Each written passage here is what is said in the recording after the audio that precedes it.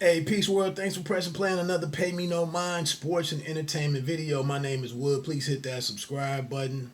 If you like the way that any topics are being broken down or discussed here on the channel, hit that like button.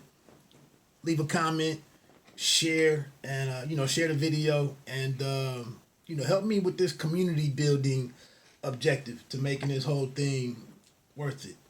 It doesn't matter. I just like talking what I like talking.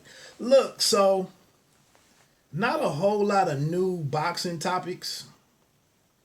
One interesting thing that I saw, I was kind of on the fence of how to if to go to the with the entertainment stuff first or the boxing. Let me just get into the entertainment. Let me get that out of the way. Unpopular take or opinion. I'm not the biggest fan in these versus battles. VRZUZ. If you want to Google that, you'll see that there has been Erica Badu versus Jill Scott. The whole Teddy Riley and Babyface thing. And then my favorite, the one that I liked was RZA and DJ Premier. The rest of, and then recently we had Nelly versus Ludacris. And one thing that I thought was dope was that Verzuz actually on their Instagram page they showed an image where they were sending out, I don't know what the hell could have been in the box, but they were sending out a box to Nelly to ensure that they had the right type of the right sound quality that they wanted, which has been a knock against it. You can watch Verzuz on the IG channels of the individuals participating in the battle, or you can watch it on the YouTube channel. And then I think they might even have one other maybe their own platform, Verzuz.com or something. For me, it's almost like you're sitting there watching the same people you've been watching forever and supporting, and you kind of just get to be nosy. But I don't know if, unless they're a good storyteller or have the right energy, I don't know if it's really all that great to me. The one bonus to it that I do respect is the fact that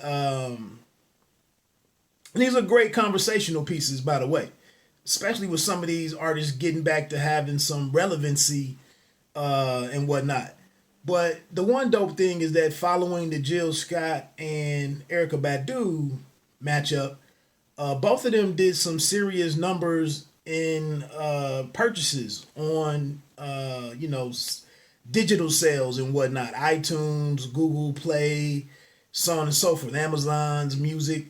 A lot of them did some great numbers that way. So I'm all for it if it's going to remind people that, before Janae Aiko, as an example, or LMA as an example, before them, and in between the big stuff that Riri does, Rihanna, artists like Badu and Jill Scott have excellent catalogs that people should familiarize themselves with. So from that aspect, I thought it was dope. But again, to play an entire song, and I don't know, man, the format kind of just needs a moderator of some kind. I ain't busy either, so versus. But anyway, I'm just joking. The thing that's going on now, coming off of a Drink Champs interview, the Drink Champ podcast with no disrespect to the co-host, I forget it. Is that FNN, EFN that's on there with Noriega? But DMX laid a challenge down to Jay-Z. Now, and it looks like instead of Jay-Z, the next best thing might be Eminem. So it could be Eminem versus DMX or DMX versus Eminem. Not sure I really care for that matchup. But with Jay-Z is like LeBron skipping the slam dunk contest. Never participated in the slam dunk contest as a professional. But 6 months or so before being drafted, he was in the slam dunk contest against other high schoolers. Got to the league. I'm not that kind of a dunker. I'm a game dunker, or so on and so forth. I actually saw him play in high school against a good team locally in Dayton, Ohio. He played at UD Arena. He was doing some dunk contest like dunks during the warm up, which at the time you couldn't even do in high school basketball. But this was LeBron. But it's the same thing here for Jay. And why would you subject yourself to allowing all of this negativity, social media, what we do? Why would you allow yourself to be looked at when you've worked to become what you are? And you are what you are. So if anything, now another thing that I thought was dope, the Big Daddy Kane, his own live that he did with his DJ. Common did a live on Facebook with his DJ that was dope. J. Rue the Damager did a NPR video, Tiny Desk at home, and then Black Thought did his at home. Those were all dope to me. Those were all phenomenal to me. But this head to head, it lasts over an hour and whatnot, and it's just, if that's your thing, that's your thing. But Jay doing it for what? He got on a song with Eminem, someone that's kind of put on his level, looked at as a peer to him. All he got was, Nas saying that M murdered you on your own stuff. And a lot of people ran with that without really giving Jay a chance to voice, to refute that. So now, there's a lot of history with Jay and DMX. I believe it was a joint called Murdergram. I can't remember whose project it appeared on. But maybe it was a soundtrack. It was back when Def Jam was in the midst of its big run with multi-platinum selling artists. And, the brother that worked, Irv Gotti. Murder Inc. was Ja Rule, Jay-Z, and in no particular order, and DMX. And this was, I believe, the first song with Jay and DMX. And they put Irv Gotti produced the song. The lead producer or the executive producer, the dude overseeing everything for Murder Inc. at that time, when Murder Inc. came into the picture, with Ja Rule being their flagship artist. So they do this song with Ja, Jay, DMX. DMX closes the song. Jay-Z goes back to Irv Gotti and why he get to be the anchor? And Irv had to go to the mattress with Jay it's for the song, bro. It's not. This ain't about who's better, who's best. It was just the song, It's me as a producer. This is how I wanted the song to come out, and so Jay wasn't too. And if you listen to Murdergram, X, and that's another reason. It would be like Dominique versus Jordan in dunking. Dominique 2-foot leaper, power dunks. And I know we didn't have all the fancy stuff that we have now. Between that wasn't in. But it's hard for a dude like Dominique to beat out the gracefulness of the 1-foot leaper in MJ. So like I said, it just makes no sense really for Jay-Z. He's a billionaire, doing everything that he's doing. His career went so far beyond where now DMX at his height, he was a problem. He was a monster. But we know about the substance abuse issues, and the quality of his music just didn't really extend beyond maybe album 4. Maybe you get to album 5. We talking about Jay with over a dozen studio albums, I believe, at this point, and making a very dope, a very relevant album with the 444. Whereas in DMX, we really just he can't hang his hat. He can't boast of that accomplishment. So to lower yourself back to him, and that's another thing. At the status that Jay has ascended to at this point, you just not gonna see a billionaire sit on that kind of platform and give an hour plus of his time to that. If anything, he might do something really dope and do an individual thing, his own production, and maybe it's tied to title or something. It'd be something like that. But no way in the world does he come up off of his throne and look and stand eye to eye with DMX. That's like I just finished The Wire, rewatching The Wire, and in the fifth and final season, uh, Omar is out in the street beating down on Marlowe's people, and he says Marlowe won't come down to these streets and see me. And when he was burning his money and hitting his stash houses and burning and throwing the drugs away and whatnot. And Marlowe never met him down on the street, mainly because Chris and Snoop kept that from him. That's when he did the whole "my name is my name" thing.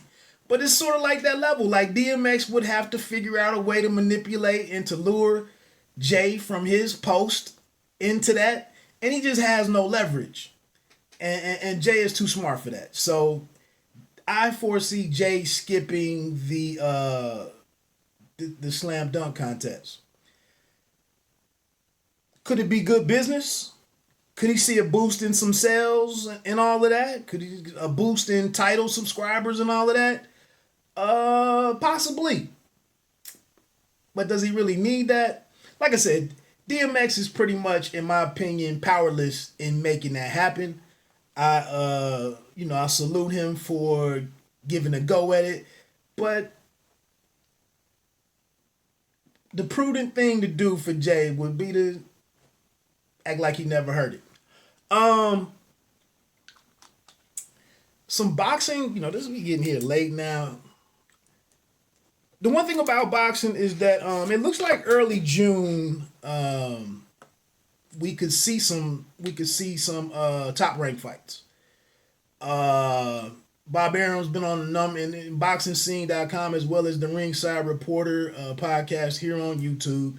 Go check out the interview between Bob Arum, CEO of Top Rank, and Joe Habib, where they talked about kind of all the details surrounding the return of boxing.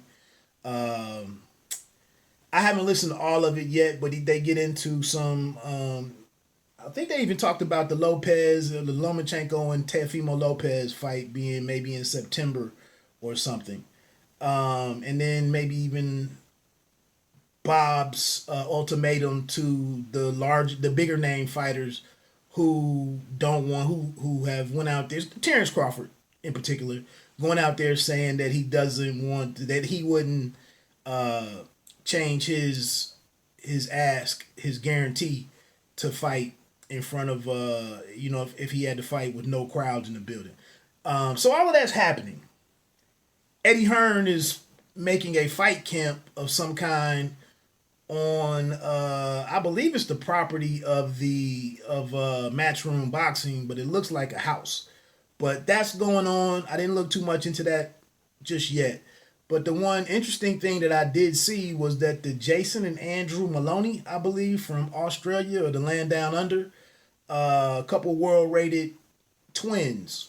One is a titleist at 115 pounds, and then the bigger one, I believe, is Andrew, is a top-rated bantamweight. Those two guys actually got visas or approval to travel into the United States and now are here actually in the country, from what I understand. So with Top Rank expecting to start holding these closed or studio events, bouts, 2 per week,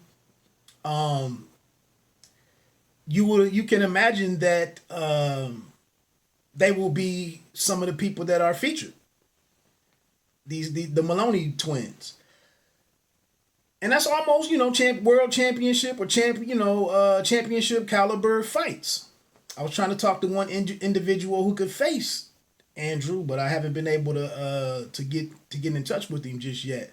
But the interesting thing there is that one that they got in, and then also kind of like who's going to be working with these individuals or with the government and the authorities who make these approval. Who's going to be in there negotiating or acting on these fighters' behalves, on behalf of the fighters, to actually get them in. And one thing that was discussed, one detail that was discussed in the article was the fact that because one of them has a title and because the other one is in the title picture, like there was some kind that carried some kind of weight that helped to justify them being able to come into the country. So if some relatively nobodies could get approved to be here, can that approval happen for a Naoya Inoue? What's the light heavyweight? Artur Beterbiev coming out of Canada. Some dudes from Mexico in a Emmanuel Navarrete, or the little Martinez fella. Like things, it's going to be interesting that there's going to be some individuals, some liaisons from the boxing world working with these. I don't know who's in charge of that, but to make this happen so that boxing can restart. So that was one interesting thing that I saw out there. Was there any? I thought there was one other sports story that I had some thoughts on. Maybe it was just that analogy between Jay-Z and the slam dunk contest. Maybe that's what it was. So anyway, my name is Wood. Sorry that this one ran so long. I started to just shut it down at the end of the Jay-Z versus DMX discussion. I'm not even going to get into my Eminem versus DMX. Those two are, in my opinion, without going into it, are kind of polar opposites in the listeners that they have, or the music, how their music serviced, or the audiences that their catalog service. And just to see Eminem is down enough to sit there and make that work, and is interested in doing it from what I understand. And DMX is just such a unique rapper in terms of his flow and his cadence. I just saw a video of Jay and DMX rapping over some instrumental with a bunch of dudes like in a cypher, and Jay had the slick, his slick style, and with his sophistication and his humor and him being relaxed, and then DMX is coming on with his dun dun dun dun dun dun dun. And then what you need, we gonna see. I mean, the way that